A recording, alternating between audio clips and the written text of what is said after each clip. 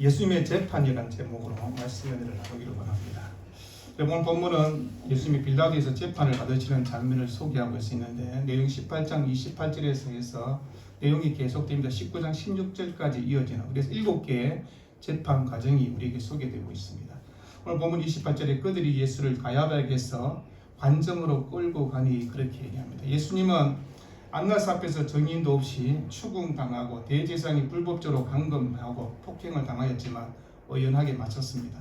그러자 안나스는 자신의 사이에 있던 가야바에게 예수님을 보내게 되고 오늘 성경 요한복음에서는 가야바 앞에서 신문을 받으시는 장면은 나오지 않습니다. 그렇지만 공관복음에는 이 내용이 나와 있습니다. 여러분 공관복음에 보면 예수님께서 가야바가 좋아하는 그 모임에 참석하게 됩니다. 근데 그 모임에 거짓 증언하는 자들을 불러가지고 동원하여서 예수님을 정죄하고 그때 예수님은 침묵하시는 것을 보게 됩니다. 성경 마가복음 14장 1절 보니까 네가 찬송받을 이의 아들 그리스도니라고 대제사장이 질문합니다. 그래서 예수님은 내가 그니라 인자가 권능자의 우편에 앉은 것과 하늘 구름을 타고 오는 것을 너희가 보리라 그렇게 대답합니다. 그러면 산헤드린 공의원들이 이 발언을 향해서 신성 모독죄라고 그렇게 정죄하고 이것을 결정적 근거로 삼아서 예수님을 사형시켜야 된다라고 그렇게 정죄합니다. 그러면 신성 모독죄 같은 경우는 바로 그들은 돌로 쳐 사람을 죽였습니다. 우리가 아는 것처럼 스데반 같은 경우도 그렇게 했습니다. 그들은 예수님을 충분히 적절 처분하지 않고 빌라도에게 데려가는 것을 우리는 본문을 통해서 알게 됩니다. 우리가 예수님을 가야바의 관정으로 끌고 간 시간을 보니까 새벽이라 그렇게 말합니다. 이 시간은 로마의 시간으로 따지면 새벽 3시에서 보니까 6시 정도 될 것입니다. 그럼 예수님은 새벽 3시부터 약 3시간 동안 대제사장 가야바가 주관하는 공회에서 재판을 받은 것입니다. 그리고 새벽 6시쯤 되어서 빌라도에게 끌려갑니다. 그러면 그 당시 총독은 아침 일찍 직무를 보고 정오 전에 모든 직무를 마치고 있습니다. 그래서 총독에게는 이례적이거나 아니면 그 사람에게 무례한 일은 아니었고 일상적인 그런 일이었음을 보게 됩니다. 그 당시 관정은 보니까 성전 부석 쪽에 있는 인접한 안토니아 요새이거나 아니면 예루살렘 서쪽 성벽에 있는 헤롯 궁에 있었을 거로 그렇게 추측합니다. 대부분 학자들은 헤롯 궁 안에 있었을 것으로 그렇게 보고 있습니다. 그리고 평상시 총독은 바이샤 마리티마라는 곳에 거주했습니다. 그런데 성경은 유대 명절이 되면 많은 사람이 모입니다. 많은 순례객들이 오기 때문에 혹시 폭동이 일어나면 되지 않는다 싶어서 그래서 총독이 그곳에 와서 치안 유지를 위해서 와 있었던 것입니다. 유대인들의 관심은 뭘까요? 어쩌든지 예수님을 총독에게 끌고 가서 그들을 향해서 죽이고자 그렇게 얘기해요. 근데 보니까 성경을 보니까 본문 28절에 그들은 관정 안으로 들어가지 않으려고 했다라고 되어 있습니다.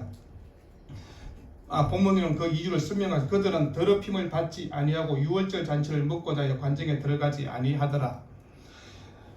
함께 유월절 절기를 지키면서 이방인을 만나게 되면 유월절 잔치에 참석 못하는 것이 그들의 율법입니다. 그래서 그날 저녁에 유월절 잔치에 참석해서 함께 먹을 자리가 있기 때문에 그래서 관정 안에 들어가지 않으려고 했다 그렇게 이야기하고 있습니다. 세상 죄를 지고 가시는 하나님의 어린 양 앞에서 그것을 유대인들은 모르고 있는 것입니다.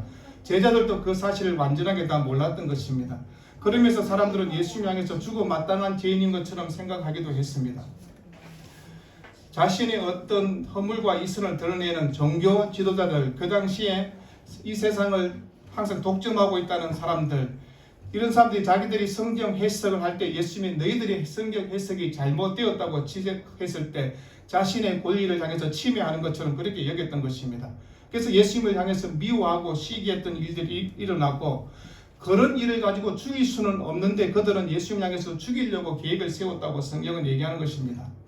여러분, 그 유대인들이 하나님께서 부른 성민이라 하는 그들이 하나님의 아들이신 예수님을 죽이기 위해서 참혹한 일들을 지금 이 일들을 벌이고 있다고 성경은 우리에게 얘기하고 있습니다.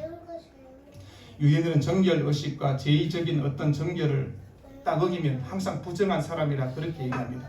근데 더 큰 부정함을 지금 그들이 하나님을 모독하고 있다고 자기들은 말하지만 진짜 하나님을 모독하는 일들을 그들이 지금 하고 있는 것입니다. 이런 참담한 일들을 유대인들이 벌였다는 것입니다.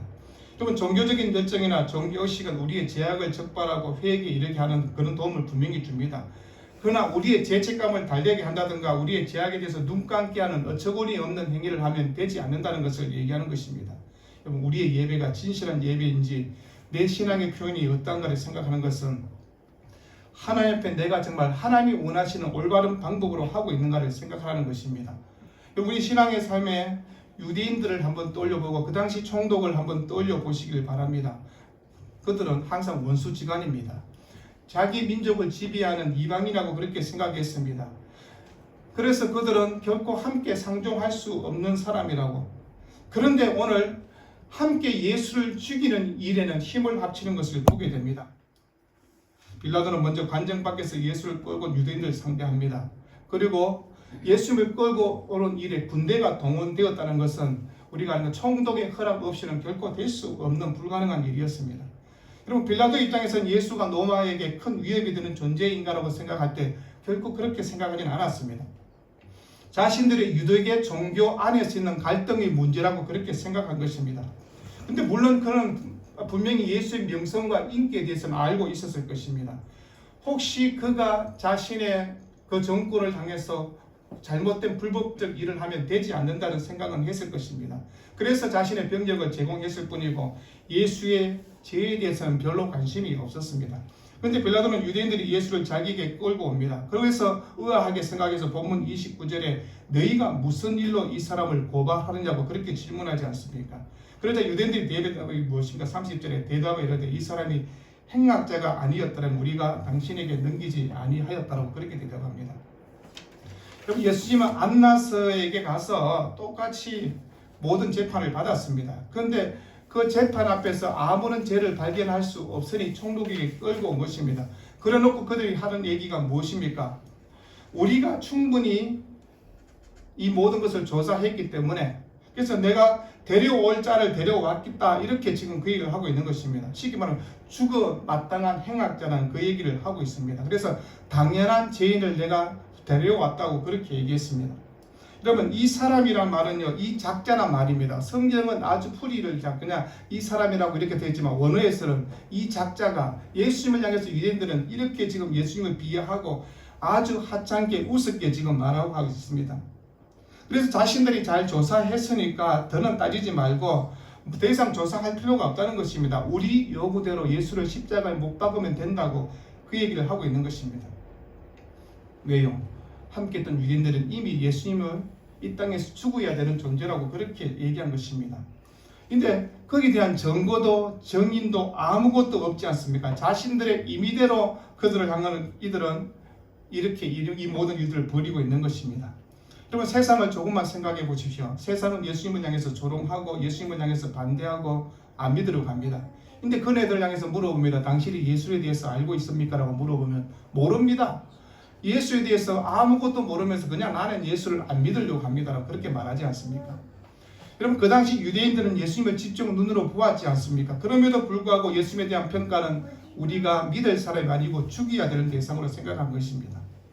여러분, 빌라도 입장에서 조금만 생각해 보면 자기가 총독입니다. 아니, 시민지 백성이 찾아와서 우리 얘기를 하는 것이 총독 당신이 들어달라고 그렇게 말하지 않습니까? 당신은 도장이나 찍어주면 된다고 그런 생각으로 그렇게 말을 했지 않습니까? 분명히 빌라도 입장에서는 불쾌한 말들을 그가 듣고 있습니다. 31절에 빌라도가 이르되 너희가 그를 데려다가 너희 법대로 재판하라. 이 말은요, 나한테 그러면 마음대로 데리고 왔는데 너희 마음대로 하라 그 얘기를 하고 있는 것입니다. 근데 충분히 빌라도는 알고 있지 않습니까? 사람을 죽이는 일에서는 자신들이 할 수 없으니까 할 수 없이 로마에 데려왔다는 것도 총독인 그는 다 알고 있었습니다. 그럼에도 불구하고 너희 법대로 해봐라 뭐 그렇게 얘기하고 있는 것입니다.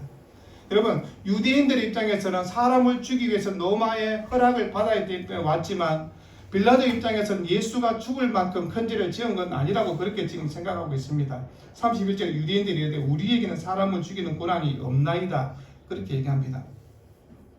근데 정말 그랬을까를 조금만 생각해 보시면 성경에 우리가 성경을 보면요, 종교법에 의해서 항상 유대인들은 사람을 죽였습니다. 우리가 알고 있는 스데반 집사 같은 경우도 돌로 쳐 죽였습니다. 그 예수님의 제자였던 야고보도 그들 임의대로 죽였지 않습니까? 자신의 종교법으로는 충분히 죽일 수 있다는 생각을 가지고 있으면서도 종교법에 그 예수님의 죄가 되지 않으니까 끌고 온 것입니다. 쉽게 말하면 정치법으로 몰아서 죽여야 된다고 그 얘기를 하고 있습니다. 그 당시 우리가 아는 것처럼 예루살렘 성전에서 이스라엘 백성이 모입니다. 근데 그 성전 안에 우리가 아는 로마의 군인들이 성전 안에 들어와 가지고 여인들의 뜰이나 아니면 이스라엘 백성이 모이는 뜰에 만약에 들어오는 경우는 이스라엘 백성이 돌로 그 로마 군인들 향해 던져 죽이려고 했던 사건들이 있습니다. 그런 그네들이 지금 예수님을 향해서 이런 행위를 지금 벌이고 있는 것을 보지 않습니까? 유대인들은 신성모독죄라고. 그런데 신성모독죄라고 했지만 거기에 대해서 예수님을 향해 죽일 만한 죄를 발견하지 못한 다른 제목이 없으니까, 종교적인 법으로서는 예수님을 죽일 수 없으니까 그네들이 잘못된 재판을 좀 해달라고 이 얘기를 하고 있는 것입니다. 여러분, 우리가 이 땅을 살아가면서 그 예수님을 어떻게 바라보냐에 따라서 우리의 신앙의 삶은 완전히 달라질 수 있다는 것을 보지 않습니까? 로마의 법을 가지고 예수를 죽여달라고 지금 그 얘기를 하고 있습니다. 근데 그들이 말하는 율법으로는 예수님을 죽일 수 없기 때문에, 그래서 그네들이 할 수 있는 것이 무엇입니까? 성경 말씀을 알고 있으니까 그렇게 하는 것입니다. 예수를 나무에 달아 죽이면 하나님의 저주를 받은 사람이기 때문에 예수는 랍비나 아니면 선지자가 될 수 없다는 생각을 갖고 일을 벌이고 있는 것입니다. 우리가 알고 있는 것처럼 구약성경 신명기 21장에 이렇게 말씀합니다. 나무에 달린 자는 하나님께 저주를 받았습니다. 하나님 앞에 저주를 받은 예수로 만들기 위해서 그렇게 해야 된다고 그렇게 얘기하는 것입니다. 자신이 메시아라고 얘기하고 자신이 하나님의 아들이라고 얘기하는 그를 향해서 신성모독죄로 죽일 수 있는 방법을 지금 강구하고 있는 것입니다. 그런데 그들은 결코 예수님을 죽일 수 없었기 때문에 데려오고, 그래서 빌라도의 힘을 빌리려고 한 것입니다. 여러분, 그러면서 그 말 앞에 그 유대인들이 그냥 뭐라고 얘기합니까?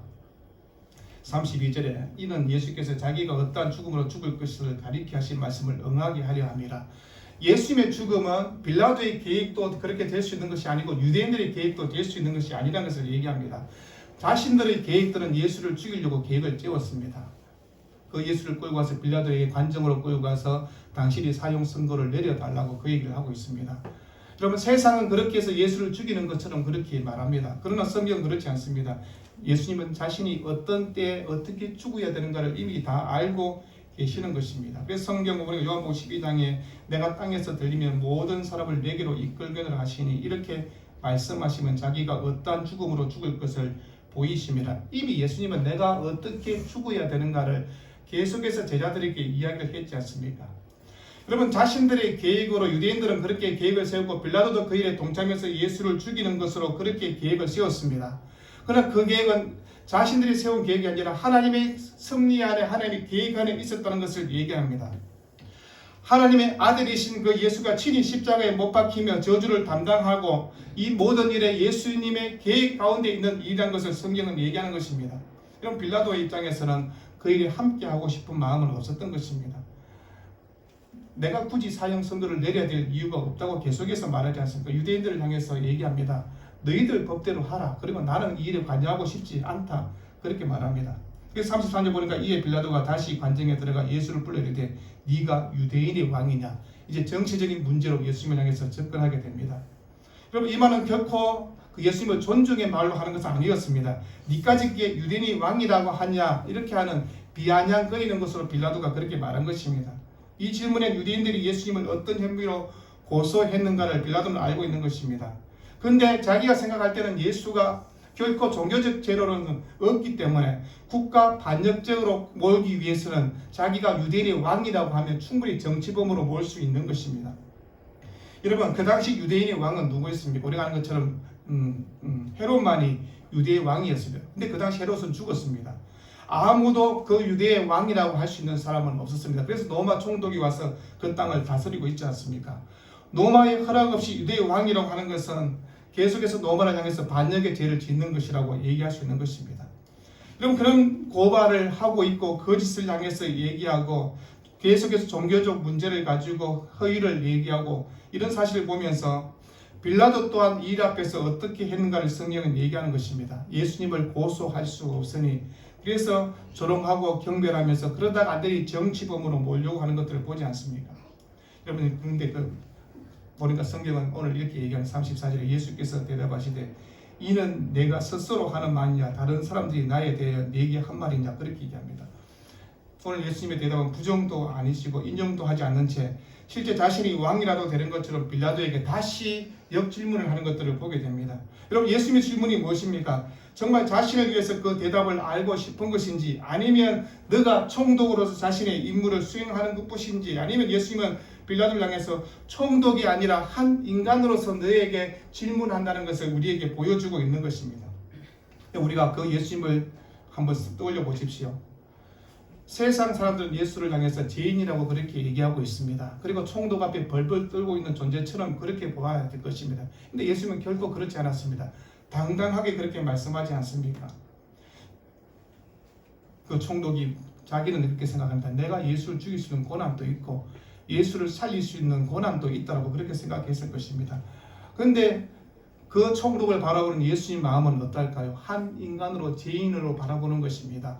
하나님의 긍휼과 자비가 있어야 되고 진리 안에 있어야 될 존재라고 그렇게 불쌍히 여기고 한 영혼을 바라보는 예수님을 우리가 발견하게 되는 것입니다. 여러분 이 땅에 속한 사람들을 보십시오. 여러 많은 판단을 하지 않습니까? 이런저런 판단들을 우리가 다 갖고 있지 않습니까? 그런데 우리가 하나님의 판단이 무엇인가를 생각해 보라는 것입니다. 여러분 이 질문 앞에 당황하는 것을 보지 않습니까? 35절에 빌라도가 대답하되 내가 유대인이냐? 나는 너희들하고 상관이 없다고 그 얘기를 하고 있습니다. 자신은 총독으로서 로마 황제의 어떤 권한을 가지고 너희들을 다스리고 있고 너희들이 갖고 있는 종교적 문제를 가지고 있는 건 나는 별 관심이 없다라고 그 얘기를 하고 있는 것입니다. 여러분 항상 유대인들은 자신의 민족이 어떤 민족에 대한 생각을 갖고 있습니다. 그런데 로마는 어떻게 생각할까요? 그냥 한 식민지에 있는 작은 나라라고 그렇게 생각하고 있는 것입니다. 관심사가 서로 다른 것들을 보지 않습니까? 여러분 총독의 관심은 뭘까요? 그냥 평안하게 이곳에 있다가 아무런 문제 없이 내 일정을 다 마치고 그리고 로마로 복귀하면 내 할 일은 다 한다고 그렇게 아마 총독들은 대부분 올 것입니다. 근데 이 일에 오늘 보니까 성경 빌라도가 관여하게 된 것입니다. 여러분 빌라도 입장과 그 예수 입장이 전혀 다른 입장으로 함께 이 성경은 얘기하고 있습니다. 여러분 빌라도의 태도에서 쉽게 말하면 예수님을 향해서 너희의 주제 파악을 좀 하라는 식으로 얘기하는데 예수님은 그를 불쌍히 여기는 마음으로 계속해서 말씀하지 않습니다. 35절에 네 나라 사람과 대제사장들이 너를 내게 넘겼으니 네가 무엇을 하였느냐고 얘기합니다. 내 한마디에 네가 죽을 수도 있는데 네가 지금 나한테 살려달라고 굽신거려야 되지 않느냐고 지금 그 얘기를 하고 있는 것입니다. 너를 내게 넘겼다는 것은 여러분 그 당시에 재판이 어떤 혐의를 입증하기 위한 재판이 아니었던 것을 우리가 알고 있습니다.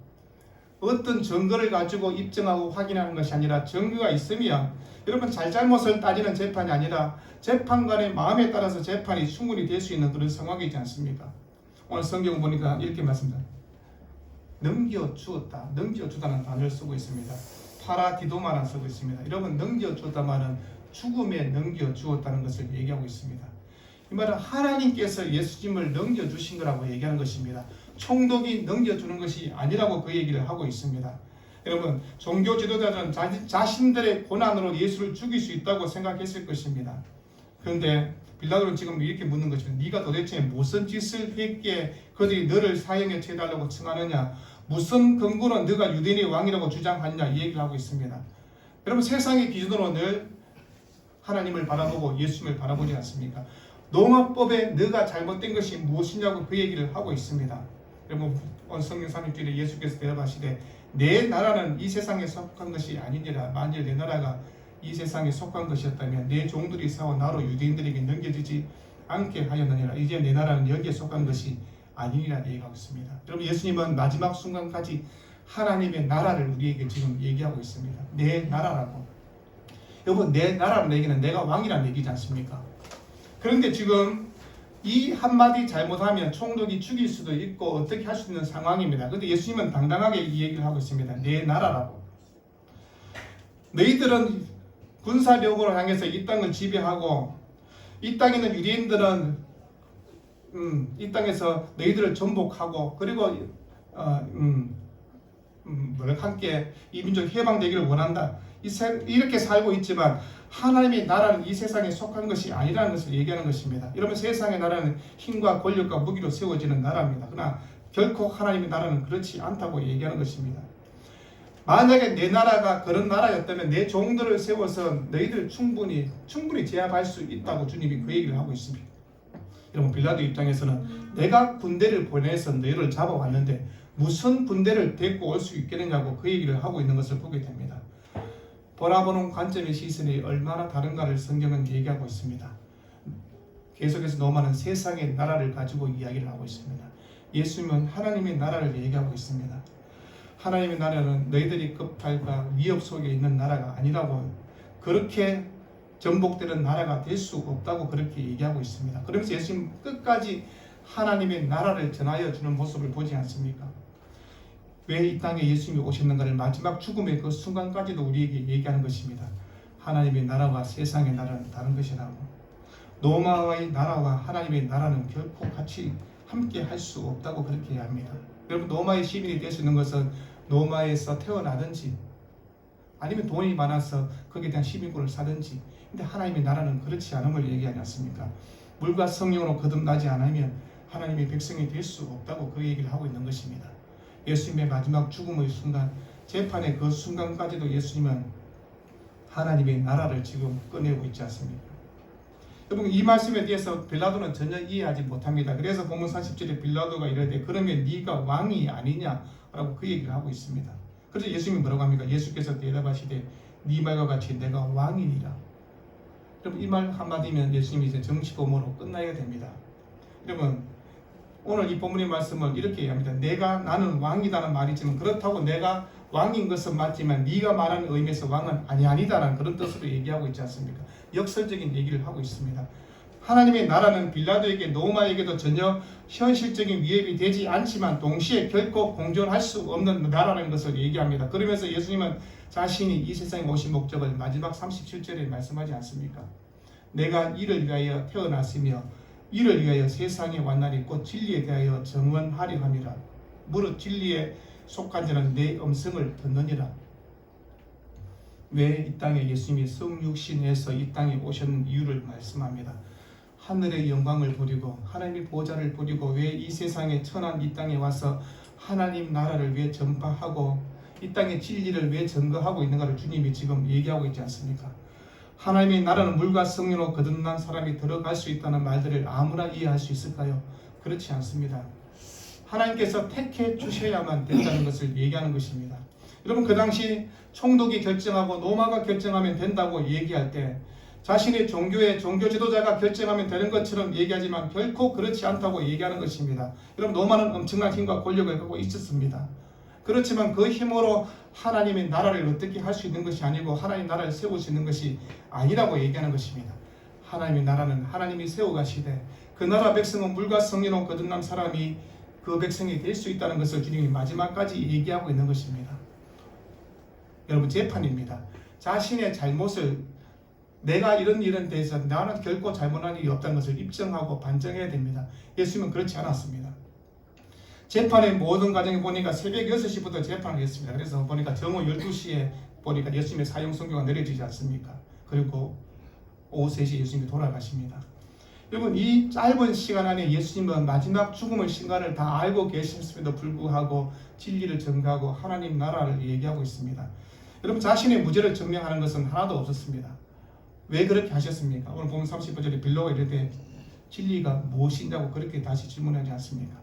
예수님이 오신 목적을 바라보는 사람들은 이렇게 질문할 수밖에 없습니다. 진리가 무엇인지, 내가 살아가는 삶의 가치와 목적이 무엇인지.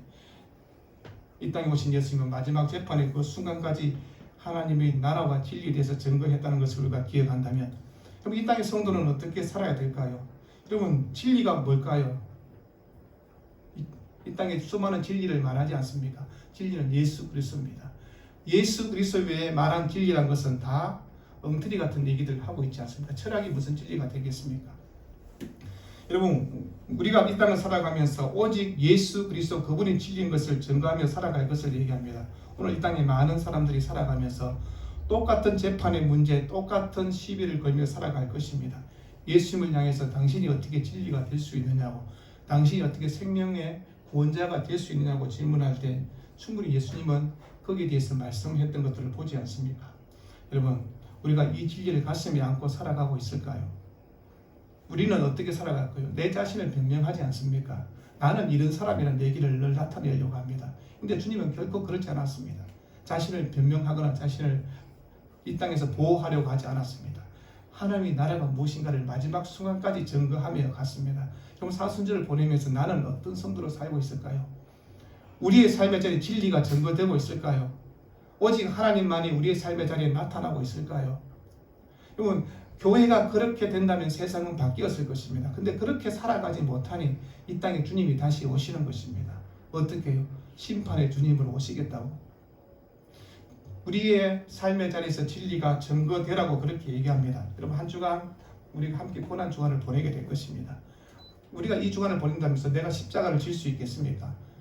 무슨 십자가를 지겠습니까? 그렇지만 진리를 우리가 생각해 보는 것입니다. 진리 대신 그리스도를 묵상해 보는 것입니다. 그리고 내 삶의 자리에서 그리스도처럼 내가 하나님의 나라를 선포하고 전하며 살고 있는가를 되새겨 보라고 얘기하는 것입니다.